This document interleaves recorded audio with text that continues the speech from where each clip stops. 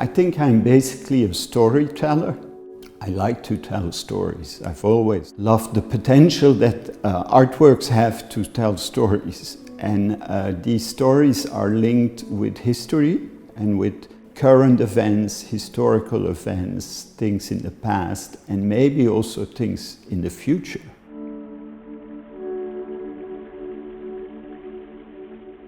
I've got 2 shows opening at the same time, one in Rome and one in Paris. And the good thing is that there are a lot of links between the two.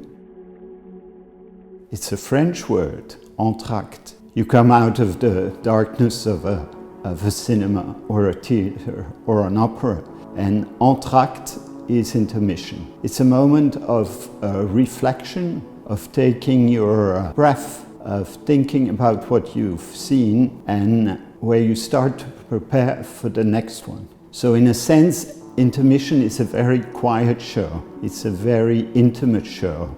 It's a moment of introspection and of preparation for what's coming next. In the show in Paris, there is one torso of the Odore di Femmina series that has these outbursts of color, and that has a lot of wonderful little things that happened in the kiln. There are, for instance, 2 little drops of glaze. There's a yellow one and a red one that I think are little miracles of firing ceramics.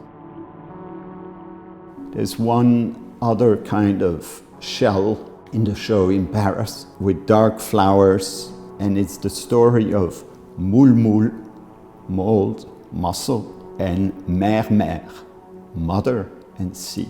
And the whole essence of that work is in those 2 shells.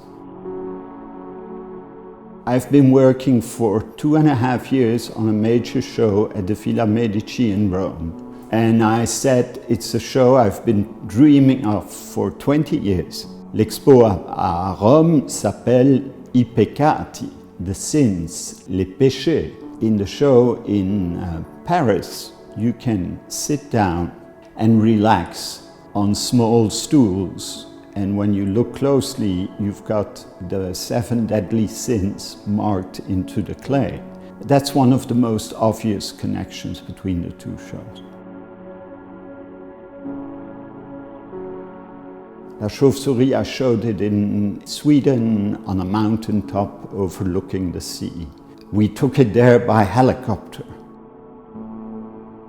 I showed the piece in Paris at the last FIAC in front of the Petit Palais. If you look at that piece in today's context, you could say that I'm almost like Cassandra, who would predict the future, but who nobody would believe. In the show in Rome, there's a whole series of circular pieces with insects. I've started those in 2017. I called the series War Games. When you see them from a distance, they are like planets or maps. When you look closely, you see there may be insects, and these insects are in formations. And these formations are really constructed, or they are exploded.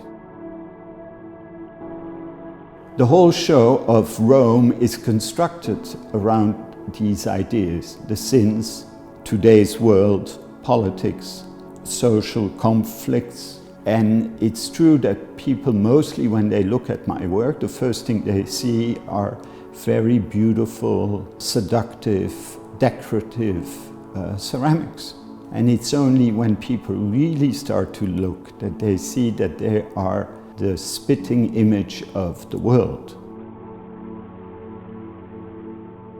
Ceramics symbolizes liberty. It was liberty when I was a young artist, because wherever I would go, if I was in Mexico or in Rome or in Wisconsin or in Miami, there would always be clay. It was not the same clay, but there's always clay.